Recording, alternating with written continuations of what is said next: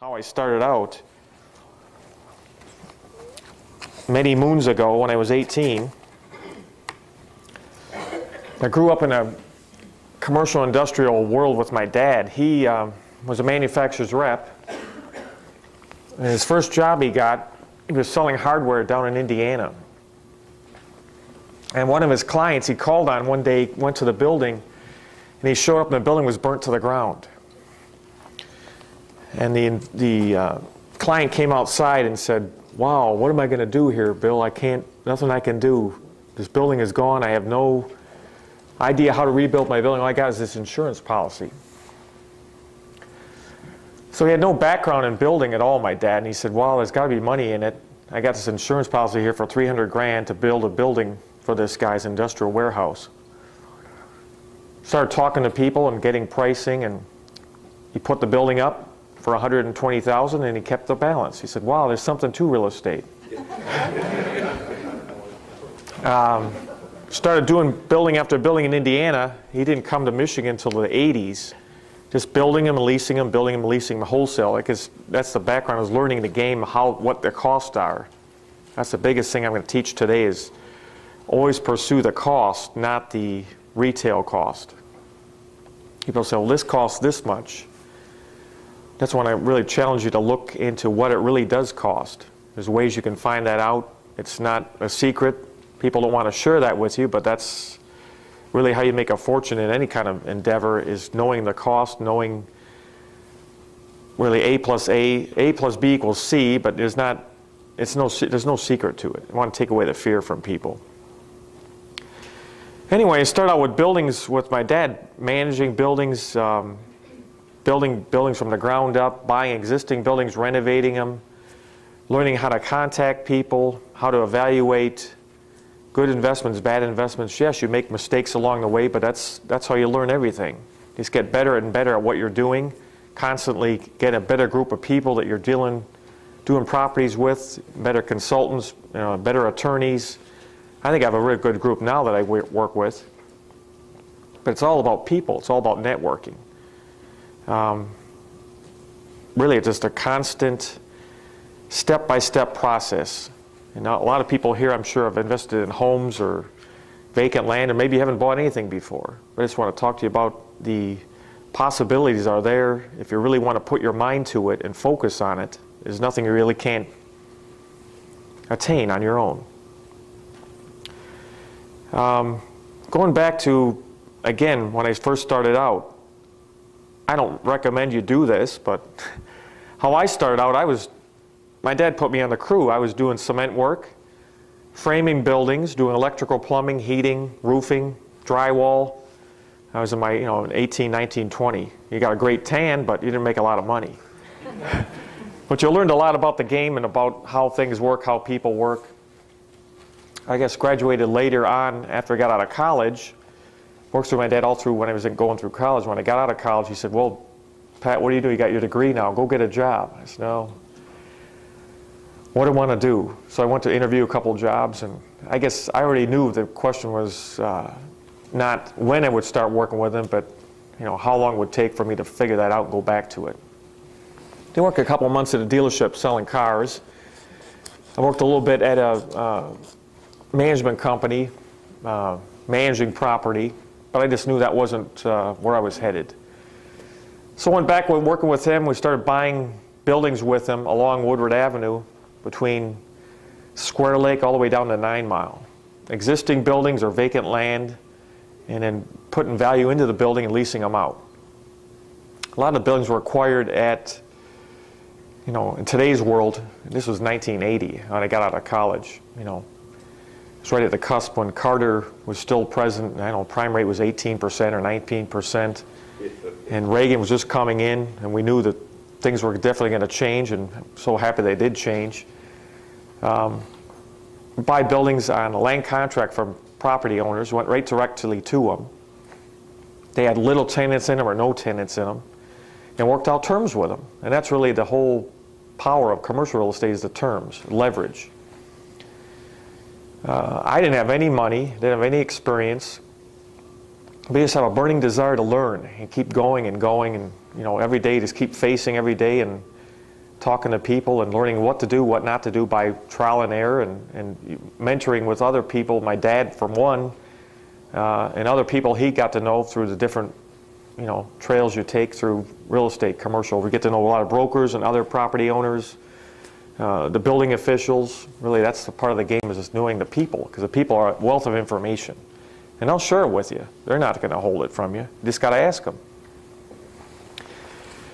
So over the years, just kept buying buildings and acquiring buildings, leasing, got involved in leasing, how to lease to tenants, how to deal with repairs, where you call a roofer up and he says, well, the roof is going to take $100,000 to repair this roof. It's a 10,000 square foot building.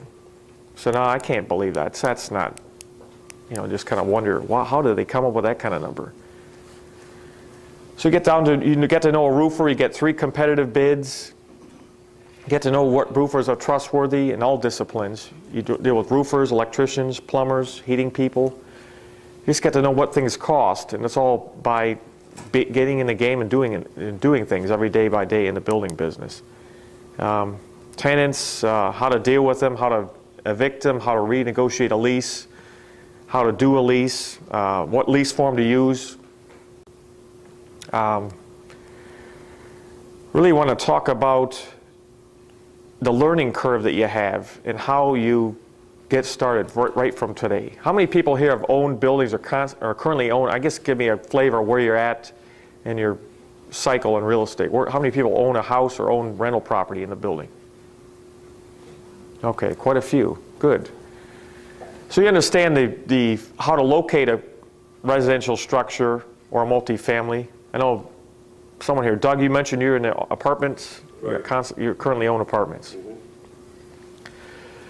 The commercial world is no different than apartments or residential. It's just a different farm of people.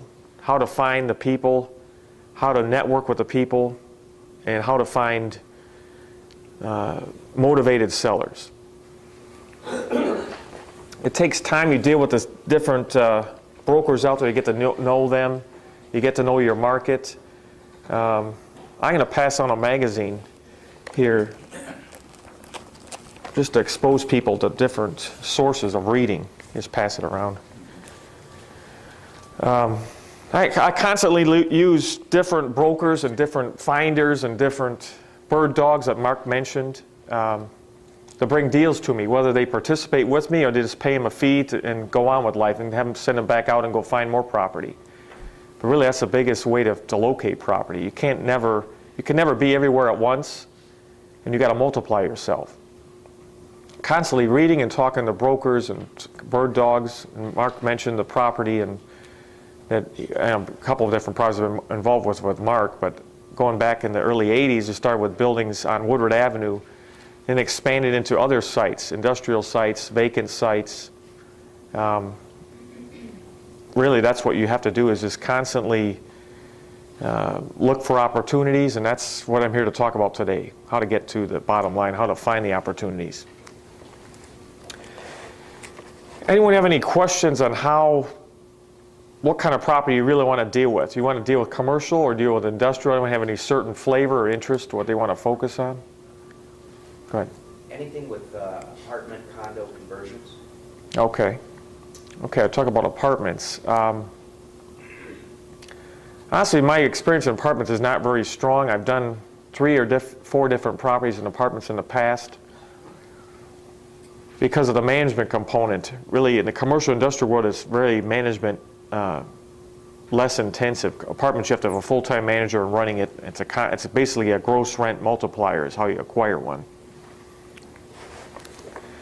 But again, you have to deal with the property owner, locate them, talk to them, find out what their NOI is, the operating expenses versus the income, get to know the market of what the rental properties are like, what the rental rate is, again, you learn that from the brokers, from the market, from visiting the properties. There's so many different apartment brokers. Apartment Realty Management Group is one. They're there. They're an open resource for you. I use Marcus and Millichap a lot because they know the national markets. They have local brokers here. They have local brokers in different states. And they're always willing to share things with you, what you need to know and how to evaluate a property. You see a lot of different apartments being converted now to condos. That's the new rage, because apartments are basically an income stream. The income stream is not static, it moves by what kind of rents the landlord can charge. Rates are constantly increasing the overhead cost of running an apartment. Utilities, you try to push it onto the tenant. In some situations you can't. It gets real difficult, because that's what the market will bear, is that the tenant is used to having the utilities paid by the landlord, but the utility cost keeps going up and up, so you got to find ways to be more cost effective on running your plant. So the latest turn is, Mark? So, if you were going to go chase apartment buildings, how would you go about doing that? Like, where would I go find a great deal on an apartment building over 100 units? Honestly, I've been dealing with different brokers. Again, I've that I've befriended over the years and constantly keep finding new brokers. You tie into the properties they know about in distress. You tell them exactly what you want. You start visiting the properties they have listed currently and meet with them. There's a property right now we're chasing in Ypsilanti. It's in bankruptcy. It was a Fannie Mae loan, which is a non-recourse loan. The lender, pardon me? In the commercial world, it's not like a residential world in financing. A property is not encumbered by your personal guarantee, it's encumbered by the income stream of the property. So the lender gives you a loan based on the income of the property, and that's all they have the collateral from. They don't care who you are, they look at the property itself. There's a lot of federal financing methods where you don't have any personal liability, and a lot of savvy investors, that's the way they go. And that's the opportunities you buy, because for whatever the reason, they have bad management, or they got a gambling problem, who knows what their problems are, they lose their apartment buildings. It goes back to Fannie Mae, and they go through the different clearinghouses to get rid of them, usually the local brokers. Is non-recourse where I can't redeem it, like a foreclosure? Is that what non-recourse? No, non-recourse means there's no liability on your part. You're not signing personally? Yes. It's done mostly throughout the whole commercial industrial world and the multifamily world. The lender is strong enough because they're looking at the income stream. That's all they know. That's going to repay their debt. Because they immediately take that mortgage and they resell it. They don't hang on to it. Anyway, this property in Ypsilanti that I've been chasing for about a week and a half, found out through the broker about it. It's not on the market. He heard about it through Fannie Mae out of Florida. And it's here in Ypsilanti. It's 144 units right near the Eastern Michigan campus. The family that owned it was a non-recourse loan. They gave it back 2 years ago to the lender. The lender gave it back, and Fannie Mae now is disposing it. The original mortgage on the property was $2.7 million. Right now, you can make an offer on it for $2.8 million. And this is a 15-year-old mortgage. It's got some vacancy problems, but you can, again, we're structuring right now through the bankruptcy court, through this bankruptcy attorney, went directly to the bankruptcy court, found out the attorney handling the estate, or handling the case for the Fannie Mae, and negotiating with him right now on how to get the best terms, not getting a new loan, keeping the same loan in place, this restructuring. So we're paying $15,000 a month. Right now it brings in $30,000 a month right now, and it's only 50% occupied. Again, I don't have any money, or I have money, but I don't have any money I put into deals. Typically, I find an investor partner. As Mark mentioned, we've used partners in the past. We just put the deal together, and there's plenty of people in this room or other people that we know in a circle of friends that will come into a deal like that and put up the money to take on a property like that and ride right through it with us. Within 4 or 5 years, we can either resell it, refinance it. Sometimes we can sell it within a year. There's another property in Inkster, which took a different turn. It's another apartment complex. There's 184 units right on Michigan Avenue. This is about a month ago. Again, my mindset's not to buy and hold apartment complexes, but to buy them and find a group that really wants it and then jettison out into commercial industrial. That's really my love, or my niche I really want to focus on.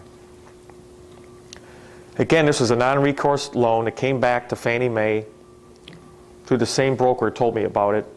But the twist on it, that Fannie Mae got a hold of Marcus Millichap And before we could negotiate a deal, they gave it to Marcus Millichap to market it. So they ratcheted the price up to 3.5, so we're out of the game. It's something we didn't want to acquire. But basically, it was a $4 million, all brick, 184 units, had an in-ground pool. It's all fenced, sits on 8 acres right off of Michigan Avenue. We were close to acquiring it somewhere in the high 2s, probably 2.5 or 2.6. But now once it got up to 3.5, 3.6, the bidding war, because the world knew about it now. Marcus Millichap's a national firm, and the broker called me, in fact, yesterday and said, Pat, sorry you didn't get this one, but I got a $300,000 hard deposit, meaning it's non-refundable. The investor they found, Investment Group, was from another state, not even from Michigan. Put down $300,000, non-refundable. They're going to close in 2 weeks. They're paying 3.5 for it. They're just going to write a check and worry about the financing afterwards. What they're going to do is put a national management firm in there to run it. There's a lot of national apartment firms that are not really inexpensive, but they're results orientated. They charge a 10% fee, but they have a results orientated. If they don't get the occupancy you want, then they start dropping their fee every month. So what they're going to do is buy it and hold it. My intent was just to buy this or tie it up somewhere in the middle 2s and sell it in the low 3s.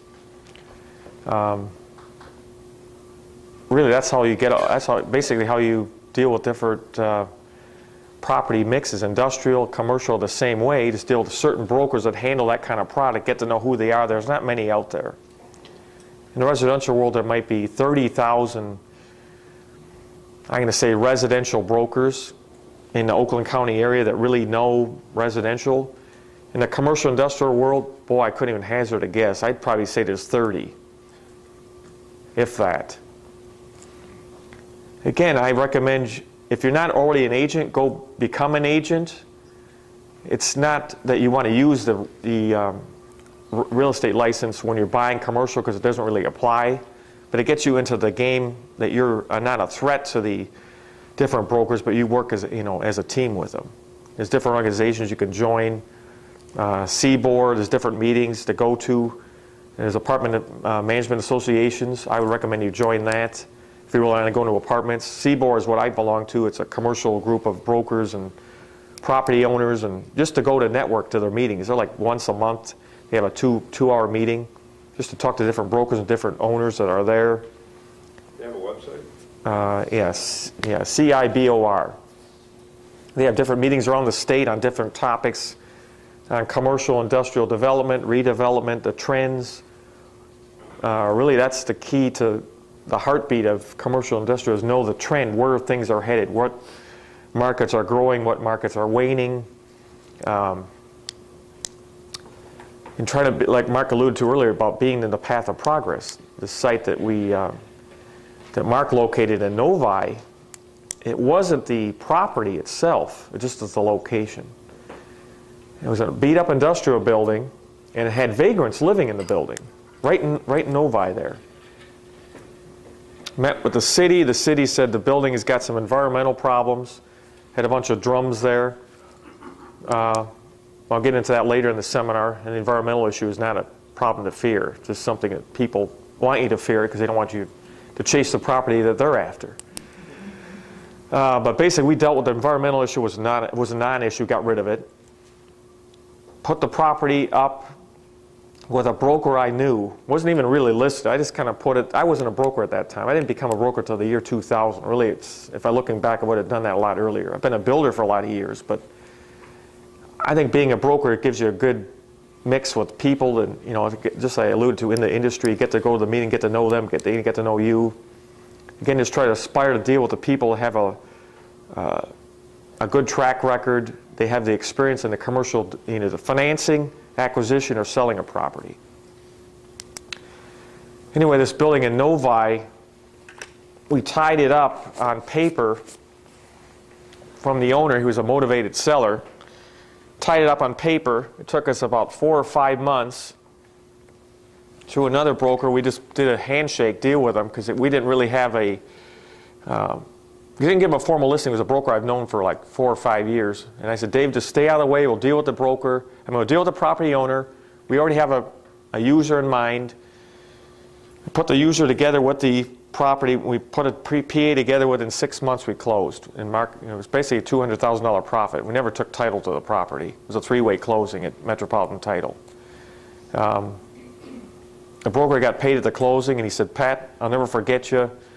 I'll bring you more deals," because most brokers out there in the industrial world are not investors themselves. Really, they should be, but I guess you really don't want the competition anyway. But they're just there for a commission. They get their 6% or 5% on, on a $1 million sale. That's a big deal to them. Or four. There's no limit to the amount of industrial and commercial properties you can really acquire. It just takes the time and the people out in the field. Again, you guys can be the people out in the field and doing the work and bring it to me and work a deal out with you. That's a constant, cycle you got to go through. Any other questions on apartments before I go more into the retail world? Okay, Catherine. I was just going to ask, how do you distinguish between commercial and industrial? Basically, commercial is anything retail. Retail strip centers. Anything industrial is a warehouse use. Mini storage, manufacturing plant, outside storage of trucks, boat storage, car storage. This high-tech space kind of floats between both. There's high-tech buildings they got an industrial component behind, and up front they might have a small office space for a high-tech type tenant office, and in the back they might have a widget they're selling or distributing. Those are really the two, way to define them. The commercial world is really, I guess, the biggest, broadest part of the industrial, and part of the commercial world is the retail sector. There's other parts of the commercial sector which are office and high-tech space, which I alluded to. But the biggest commercial part dimension is retail. There's little retail centers from standalone party stores, standalone. You see a lot of these wireless toys stores around. That's a new wave. They sell the phone, any kind of phone you want, but they make money because they sell all different. They have the 5 different carriers. They sign up with Verizon or Nextel or whatever other brand you want, singular. They get a commission on that. They're a nationwide franchise. They don't own their centers. They pay $30 a square foot triple net, and they sign a long-term lease because all they want is the volume. They sell the phone and sell you the service, an ongoing service. The commercial world is really controlling the property. I mean, that's what I'm going to really dive into. A triple net lease is, in the residential world, which a lot of people here are familiar with,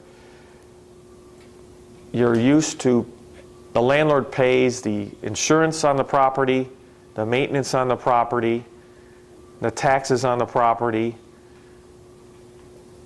and just about any capital improvements to the property. If you rent a house, you got to take care of the driveway, the roof, the plumbing, the heating, the electrical, any problems. Usually you might have a deductible in place for the homeowner or the tenant if you're selling on a lease option, but in the commercial world, it's totally the opposite. The buildings I was involved with over the years with my dad and different partners now in the current day, there's a lease form that I use. I'm going to go into leasing later on, the format, and into my mentoring class, really going to dive deep into the leasing world. But basically, a triple net lease, the first net is taxes, the second net is insurance, and the third net is maintenance. All tenants in the commercial world understand and they're used to the fact that they pay the operational cost of the building. Sometimes you get a double net, but the ultimate goal is a triple net or a bond lease, where every cost of operating that building is passed down to the tenant. So an example of a building on Woodward, it might be $18 a square foot triple net. The nets could be another $5 or $6 a square foot per year. But a tenant's used to paying that, it's in their budget, and they're used, they have no problem paying that. A real expensive example is some of the buildings that, the major players like Taubman has, different malls.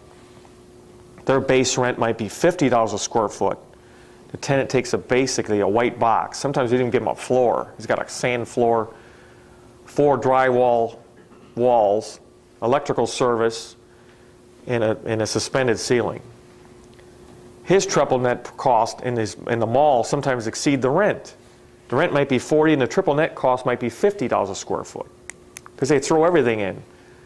The security in the mall, the security in the parking lot, plowing the parking lot, salting the parking lot, taking care of the trees outside, the administrator of the mall, the taxes on the property, of course, the insurance on the property, of course, all the utilities to run the mall, to run the fountains, to clean the fountains, that's all passed on to the tenant. And sometimes even go a next step, if it's not a real high-ranking tenant, and again, this is negotiation, but if it's not a real high-credit tenant, they'll charge a percentage of rent.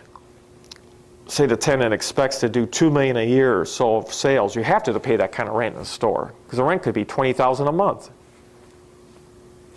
Take a percentage of sales of the store. Say a tuxedo store is, present tuxedo or after 4 formal wear. They typically take 1,000 feet or 2,000 feet in the mall. Their store might do $3 million a year. The first $1 million, the landlord might get 2% of the gross. The second $1 million might get 3% of the gross, and the third $1 million, they get 4% of the gross. And they send an auditor in and audit the books of the tenant every year, so it's another stream for the income for the landlord. And the tenants are used to that, and they're used to paying that. Starbucks does the same thing. They don't own any of their centers. They lease them all. They pay $30 plus per square foot absolute net. A lot of them pay a percentage of rent of their gross to the landlord as additional rent. All they want to be is near a big box, a big draw, a Kroger, a Walmart, a Home Depot, a Lowe's, because they're not going to get that kind of foot traffic to justify that store. And if you think about it, all they're really selling is hot water with some flavoring in it for $3 or $4, and it's a 4 or 5 ounce cup. It's incredible profit. They're happy to make it. They treat their employees well. I understand they pay their employees very well. They have a full benefits so they can make so much money just selling coffee. You don't really go there to eat. You go there just to drink coffee, and you get free Wi-Fi, and it's incredible. So I just want to just keep going further into the industrial world and the commercial world. The industrial world is a different kind of world. We'll touch on that a little bit later, but I really want to focus now on the commercial world. What I do every day, I'm a full-time commercial broker too. I work in Southfield, but I kind of balance my investment time with my brokering time. There's a website I want to write down for you, or have you write down. It's commercial/real-estate@dealmakers.net. That's their email address. If you go to their website, dealmakers.net, you can look at all their different categories. They have industrial, commercial, retail, multifamily, triple net, businesses. It's the only website I know. Question? Yes, their email is commercial hyphen, it's a line, realestate@dealmakers.net. Basically, it's a free email blast around the world for everybody in the commercial world. I use it all the time. People send me information, and I get a free outsource to all those people out in the industrial and commercial world. You type up an article, basically, looking for what you want, distressed property, Michigan. You could put down the county, the street, the type of product, and then all the floods of products come back from the different brokers and individuals that have those properties for sale. Made a lot of deals doing that just from that one avenue. Also, when you're on their website, you can see on Dealmakers too, you can go into different property categories where you want to invest in multifamily, storage facilities, triple net lease properties. Again, that's another way for everybody in the room here to learn that game, how things trade, what they sell at, so you know a deal when you see one. That's really how you really make money in this business, to be able to know a deal, go ahead and make a decision to tie that property up, and then go ahead and find a group to put together and go ahead and make the offer, get it tied up, and then find an exit for it or get it refinanced.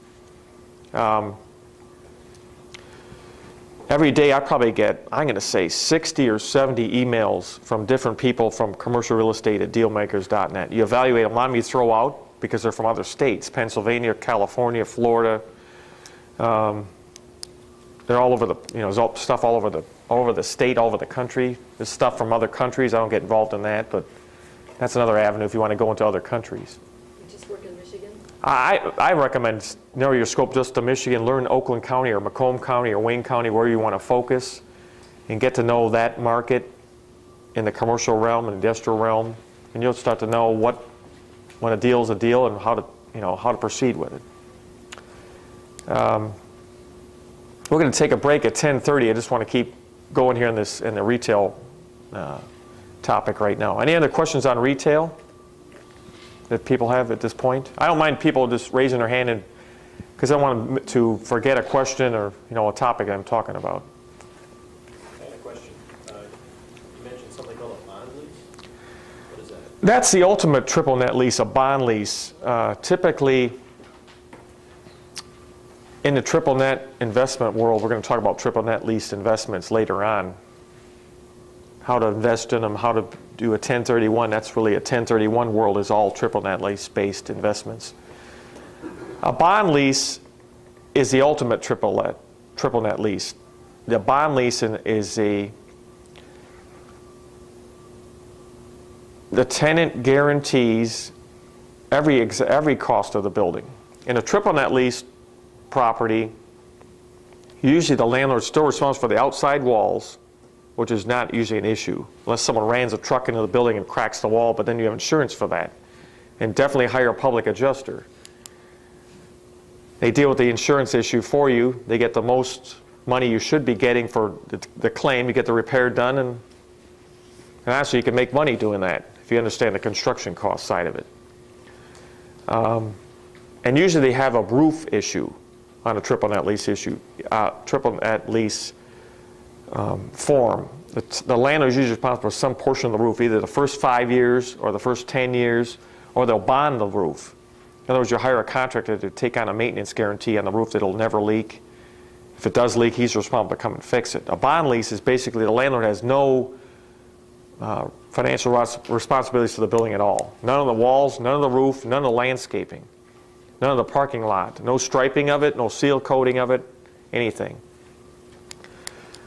But and I guess in most of the things we'll be talking about, and most of my experience has always been that triple net lease. You usually take on the 4 outer walls, it's not an issue, and you usually take on the roof. Again, you got a good roofer, you bond the roof, so you don't have an issue.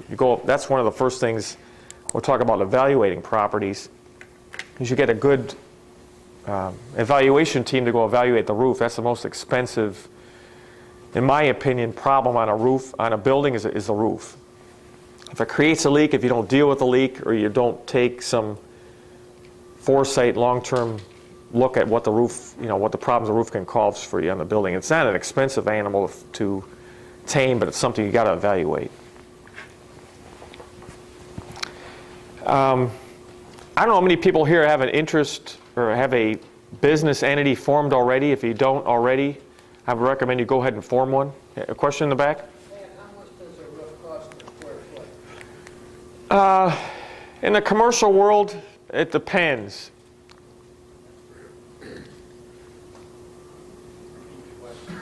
Pardon me? Repeat the question. Pat, in the industrial world or in the commercial world, how much does a roof cost? It depends. On an industrial building, which is usually a flat roof, or a commercial building, which is a flat roof, again, you have to get a good roofer to evaluate it. I'm going to say anywhere from $1 a square foot to $10 a square foot. An existing built-up tar roof is the best kind of roof to have in today's world because it's easily patched. Just about anybody in the roofing business can evaluate it, repair it, or do a maintenance on it. The maintenance is really deferring your capital improvement of replacing the roof, you know, as far as you can into the future, or unless you can get a tenant to pay for it. That's always been my goal. Someone's got their phone on. But typically, most roofers are going to try to charge you $20 to $30 a square foot for a roof, sometimes 40, because they don't think you know any better. But usually roofing is not a big issue. There's always either a hot repair, a cold patch, or the ultimate roof is a rubber roof. Even if you have a rubber roof, I mean, even if you have a torch down roof or a built up roof, you could go hire a roofer, put on a rubber roof. They give you a 10-year guarantee. It comes from the manufacturer and the installer, and usually $5 a square foot. It's really like an 0.80 of, so it's less than a quarter of an inch thick rubber they put down over the roof. They seam it, they term bar it, they terminate at the edge of the parapet of the roof, and guarantee it's all with glue and a hot gun. Use like a hair dryer basically. You put a glue down, they heat up the glue dries, and that's it. It has the most longevity because it stretches. Where a torch down roof, when the building moves, the sun's always beating on it, dries it out, makes it crack. A rubber roof expands and moves with the building like a rubber band. And that's the biggest rage today in roofing. I guess the last 20 years, rubber roof has really become the ultimate. You can get them in black, gray, and for a premium, which is like 10% over the cost, you get them in white. So they have a real high reflectivity, especially in the southern states, even in Michigan, you know, these days, because you have a lot of sun rays. Really, what kills the roof is the sun. If you have a torch down roof, a black roof, you put the silver coat on top of it. Basically paint. You can hire a guy for 10 or 12 bucks an hour. It's a 5-gallon paint bucket, and you roll it over the roof. It dries, and it adds 5 or 6 years to the life of your roof. Again, because the sun's rays dries out the black roof, starts alligator backing, is a term that roofers use. Once that starts getting into the roof, it splits, kind of like an asphalt driveway, the same condition. That's why you have to keep sealing a blacktop driveway. With the torch down roof, no one wants to go on a roof, but really it's something you should have somebody do, or if you have a construction background, at least go there on your roofs once a year. I recommend you have someone else go on the roof, but I've been raised in it, so I don't fear taking a foldable ladder, open it up, and go up and look at a roof. But once a year or twice a year, go up on the roof, clear out the drains on the roof, and evaluate the roof and see what condition it is, what the sun's taking its toll. Typically, you can buy a pail of reflective coat. They sell at Lowe's now and Home Depot. You don't have to go to a roofing supplier. And you can hire somebody for 10 bucks or 12 bucks an hour to roll the roof, you know, silver coat the roof. The material's roughly $6 a gallon. So that's an incredible insurance policy to put on your roof. Can you do that with a felt roof or just the rubber? Can you do that with a felt roof?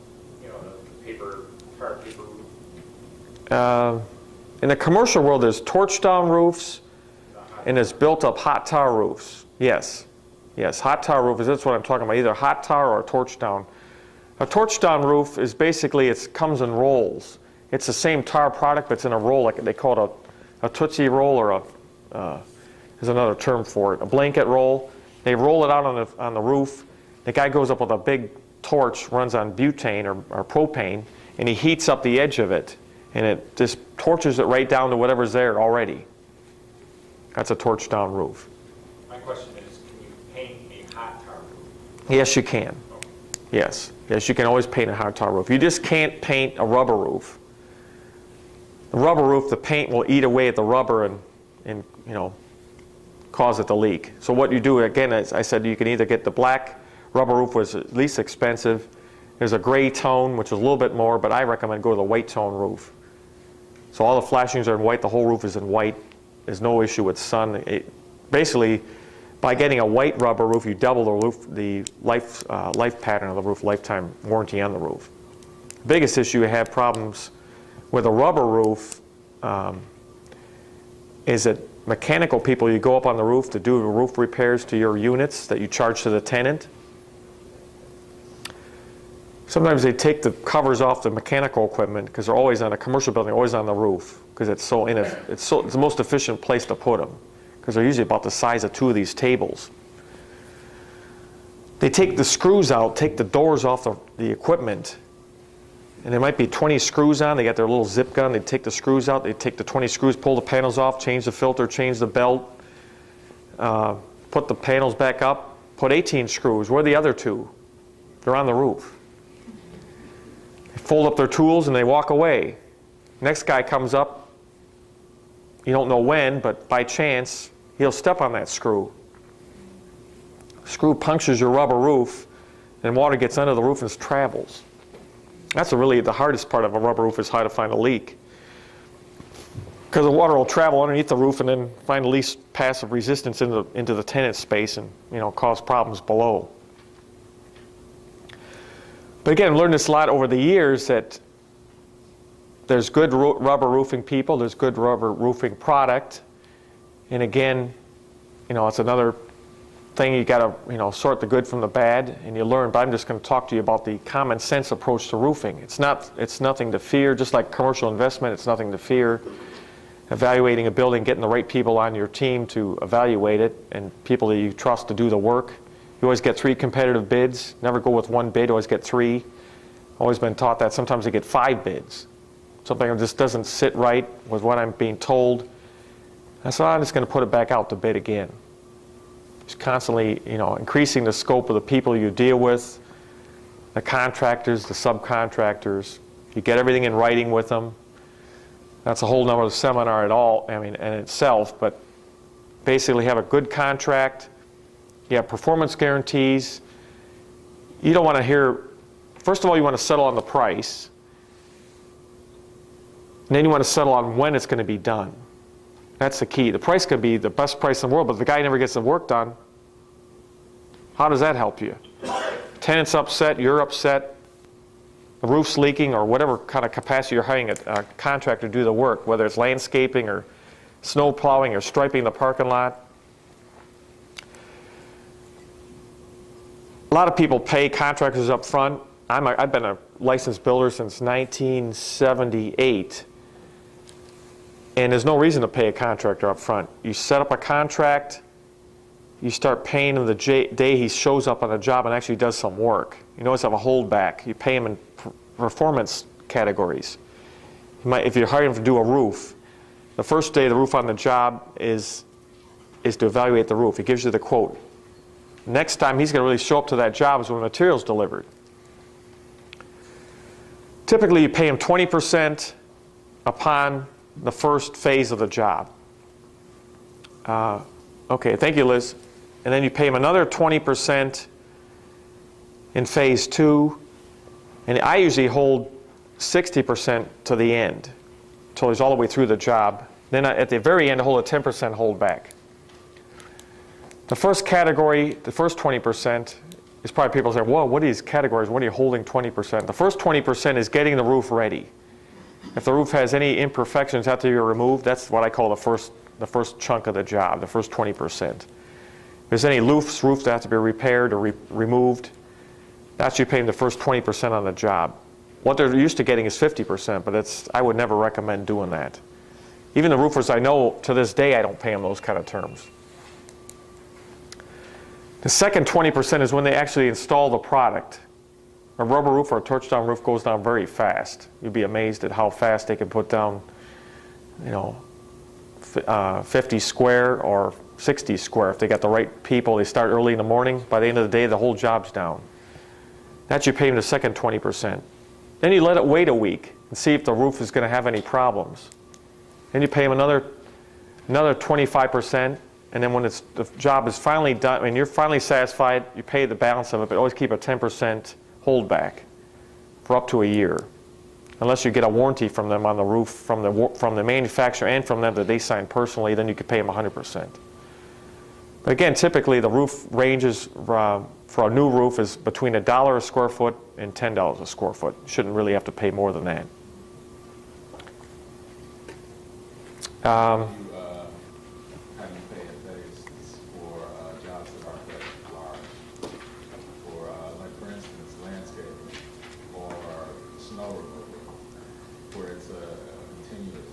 I'm repeating the question. A landscaping job, that's a different topic. That's a maintenance issue. You sign up when you're maintaining a building for your tenants. You have an ongoing contract with them. You pay them by the month for what they do. Say it's $30 a month to cut the grass and keep all the debris picked up on the parking lot and all the trees trimmed. That's a typical small retail center. That's typically what you pay a contractor. That's in my experience. Sometimes you go to 50. Late service? How do you establish that? Again, it's trial and error. Great service on contractors was a question. A late service. Late service. So your performance guarantees. Oh, okay. Performance guarantees on contractors. Late service. What I do is I don't pay them. They have a timeline of when they have a timeline of when they have to perform the service. Usually between the 1st and 10th of the month, they want the grass cut and the whole parking lot patrolled, put into the dumpster that's on site. Every week, they got to keep the grass cut. They got to pick a day, and that's the day they got to cut the grass. You can't let the building get shabby. Then the tenants get on you. They want to pay their triple net cost. Again, you have a property manager at a certain point where they oversees 10 or 15 properties for you all the time. But when you're just starting out, you're kind of the eyes and ears of that property. Go, just drive by the property and see what it looks like. Make sure that the subcontractors you hire are, keeping things up the way you want to see them. I guess where I saw the phases being applicable is when you first start the contract with them, and you have to give some type of money up front, or do you give no money up front? They provide the service first, they trim the lawn, they take care of the parking lot, and then you give them a payment. Because if they don't show up or they're late, if you've already paid them upfront costs, it's gone. Yeah, I think we're talking two different things. The question you're bringing up is paying them up front versus paying them over time. The example I was talking about was a roof replacement or roof repair. And I think the question you're going into is a monthly ongoing expense, like landscaping, maintaining a property. Well, not so much. I guess what I'm asking is, with services, it's still similar to a large job because you have to start the process. And once the process is started, it becomes monthly. But up front, they haven't done any work. They haven't, you haven't seen their quality or anything. So you have to give them some type of money to get the contract started, or no, you don't. You don't I don't know. That's what I'm wondering. I'll ask the question again to clarify it. When you sign a contract with a contractor, there's no reason why you have to give them any money up front. They haven't performed any service. Okay. You pay them when they perform a service. Like I said, in a roofing instance, when they show up to do the work is when they're going to get paid. When they do something the first day, you don't pay them just because they're your friend and say, here's a contract, you got to give me money. No, you don't. Yeah, I agree. So that's just the way of how you look at it, and they'll respect you for that. The ones that don't deal with you, then that's the people you don't want to deal with. Some contractors, though, say, if I have material that I have to buy, I need that money up front so I can go and buy that material, so I can show up the first day to do your job. Right. That's a different instance. You're talking about material up front. In my situation, the way I've always dealt with, I don't let them buy material. If they're not enough of a caliber of person I want to deal with, they already have an account with a supplier, those are the kind of people I deal with. I don't deal with people that live hand to mouth when it comes to materials. They have a line with Holsheimer or FJ Roofing, all the supply houses. They know they get 30 days or 60-day material billing time. They order the material's shipped to the job. They're not at risk. I'll sign their waiver if they want to say, well, the supplier wants to put a lien on the property. Say, hey, sure, no problem at all. I'll guarantee the supplier's going to get paid.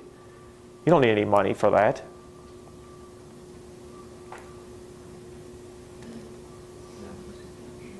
So material is really inconsequential because, again, if you give them money for materials, how do you know they're going to go buy materials with it?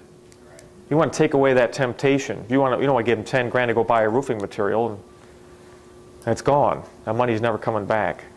So again, it's how you structure it. That you got to know, or you got to put on the air that you know more about the contracting business than they do. Whether you do or you don't, you learn the game, and just tell them, here's the rules of engagement, here's how we want to work. Here's how I work with all the people I've dealt with over the years. Plumbers are the same way, electrical people the same way, paving people the same way, recovering a parking lot or tearing out a parking lot. Do you have any type of negative payment program if they are running late or behind or anything, you get less than what was the original agreed upon price? I've never really penalized people for, typically I don't penalize people for not hitting a deadline. I just incentivize them to hit a deadline I want. I guess it's a different way of putting it. You're saying, do you penalize people for not hitting a deadline you want? No, they penalize themselves. Because the way I set it up, they're going to get paid a bonus if they hit the date I want. If they don't make it, they're just getting a normal pay. What's typical bonus? Typically, it depends on the job, but typically the bonus I give people is a 10% bonus. So if it's a $10,000 job, they get an additional $1,000. $100,000 job, it's 10 grand. It adds up. The bigger the job, the more money for them, and trust me, it gets their attention. Do you ever buy the material yourself so that you try and get it as much at cost as possible and then supply it and they just do the labor? I have in the past. The question was, do you ever buy material yourself? I have in the past, but typically I don't do that. I just let them charge it to the supplier that they deal with, and I know that's already a wholesale cost. Unless it gets involved with lumber, which is a commodity. Lumber is a really competitive quote item when you're building a new building, industrial building or a commercial building or apartment complex. That's a real commodity-driven price. But everything else is pretty much a static. Roofing's roofing, cement's cement, nails are nails. Let them just charge it to their suppliers. But they mark it up before they send you the bill, right? I don't allow that. The question was, do they let them mark it up? I don't let them mark up materials. Well, how do you know how much they're paying for all that stuff? They show me the invoice. That's part of my contract.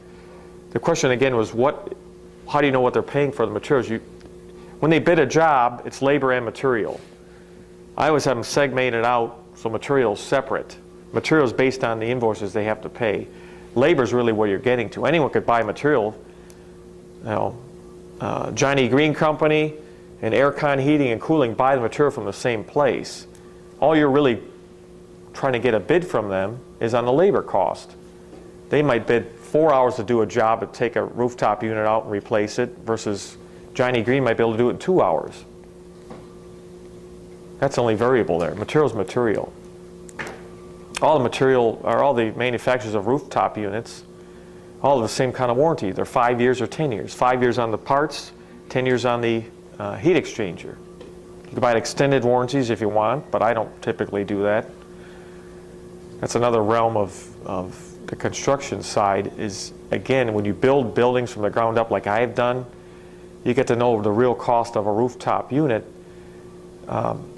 Again, over time, you develop that experience, but a rooftop unit on a typical retail storefront, the equipment itself is usually no more than $3,000. The heating and cooling people want you to believe it's $30,000 or $40,000 for mechanical equipment. All is a metal box. It's got a little compressor in it, and a fan in it, and a filter rack, and a bunch of electronic controls. Kind of liken it back to the car. When you buy a car brand new, it's an X amount of money. But if you went and bought all the parts to that car at the parts counter, it'd be, who knows what the cost, probably 1,000 times more money. Same thing with rooftop equipment. It's no different. When you get to a point where the rooftop equipment is a constant repair cost, you can replace the rooftop equipment and you charge it to the tenant. Go ahead, you have a question? What happens if you ever ran into a situation where they wanted to show you the invoice to have something done? Can you repeat that? Have you ever ran into a situation where they didn't want to show you the invoice on materials they bought? The question was, do you ever ran into an instance where the contractor that I hired didn't want to show me the invoice? once. The next time, he didn't try that. As I said, I won't do business with you. It's in the contract, again, that I signed with them up front. Everything's spelled out ahead of time. Try to be up front with them. Say, all I really want, I'll give you all kinds of work and keep you future work, because I'm constantly buying buildings, selling buildings. There's other people I know, and they understand the power of referral. Different landlords I know that I can refer business to them, because that's how they work. They don't really advertise. Most commercial contractors don't advertise and don't need to advertise. It's all word of mouth. You know, people doing Friedman's work refer business to Farbman. Farbman refers it to the, you know, the Glassman group. There's all different groups of people. They all use the same commercial contractors, do their work. And they, excuse me, they understand that without their referral business, their income is going to drop dramatically. So they're there to work with you. Again, if they go by what you respond to, if you say, well, I'm not going to show you the invoice, I'm going to mark up my materials, they say, okay, nice knowing you. That's all. But people don't, if you don't know that say that, then you're going to say, okay, what's the markup? 30% over cost on material? Okay, I can live with that. It's all negotiation, everything you're doing, just like you acquire a building, finding a building, dealing with a distressed property owner or a bank. It's how you come across. You have to have confidence that you know what you're doing, that you're not about to be taken advantage of, basically. That would come out in the competitive bids? Repeat the question, was that would come out in a competitive bid? Yeah. It'd come out in a competitive bid, but in a competitive bid too, that's another thing that, again, the contractors you're dealing with doesn't mean just because they're a contractor, they're the best contractor. I mean, I've seen bids on a recent thing I was bidding out for a building down in Detroit that Mark mentioned earlier, this industrial building. For a constant problem with the roof we've had with this rubber roof issue down there. It's a storm-related damage. But the last time he was on the roof, he couldn't find what the problem was. It's a constant leak. Every time we have a hard driving rain, it leaks. So I had this other roofing consultant to go up and look at the roof. You know, he charged me $100 to evaluate the whole roof. So I put it out to bid to the contractors I know, the roofing contractors. Go up, take this portion of the roof up, the rubber roof up, go down, they put this elephant glue, basically. It's like filler putty into the different cracks under the existing roof, put the rubber roof back down. This rubber roof was ballasted. It's got a termination bar. It's not glued down. It's not fully adhered. It's just got like a termination bar, and they put stone on for ballast. It's another different kind of way of hearing a roof. Anyway, you got a bid to go in and do that process on the roof. One bid was $1,000, and one bid was $11,000. One bid was $5,000. So you could see who I went to. I went to the guy at $1,000. I said, how could he be so cheap? He goes, Pat, I got 2 guys. I'm going to be here 3 hours. I went through the whole job with him. Obviously, he got the job. The guy that got $10,000 didn't even bother to call him back. Okay, we're going to take a break in about 5 minutes. I just want to wrap up. Any more questions people have on repairs in the back? You know, require tenants to have like quarterly maintenance on the HVAC system? It depends, Bob. It depends on the tenant. Typically, on all commercial retail structures that I've been involved in or own currently, it's in the lease that the tenant has to pay for the repairs. I hire the people to do the repairs. I have an HVAC guy that I know. There's 2 of them. I don't ever have just one. I always have 2. Because you never know when one's on vacation or one's on a trip or one's sick or can't get to the job. Again, in a triple net lease, which all the leases I operate are triple net leases, all the cost is borne by the tenant. If there's an issue with the roof, they call the property manager or call me, depends on the situation. But typically, they call the property manager, he calls the heating and cooling contractor, they go out and do the repair and they add it onto their monthly cost. Yeah, but they're already paying into it. In a triple net lease, they're paying a monthly escrow. We guesstimate basically what the taxes are, what the insurance is, and what the repairs of the building are every year or every month. And they're paying money into an escrow account. At the end of the year, you give an accounting of it, of how much money was spent or how much of a shortage there is. And typically, they're paying in $300 or $400 a year, or $300 or $400 a month towards mechanical equipment. So it gives me money to operate on, to have the mechanical checked out periodically. If there is an issue, the problem is solved. Again, at the end of the year, you recap it and then bill the tenant for it, the underage or overage. Typically, we're pretty close. Again, mechanical equipment doesn't usually have many problems. It's ongoing maintenance. As you mentioned, Bob, there's filters that have to be replaced. It's in your best interest, but also really in the tenant's best interest to keep the equipment up and running. It's really, a rooftop unit is really inefficient when the filters are plugged. So they're paying more for utilities because they pay for the electric, they pay for the gas on the building, on the running equipment in the space. So it's really in their best interest to keep the equipment operating at peak efficiency, keeping the filters changed, the belts replaced and tight, and the Freon charged.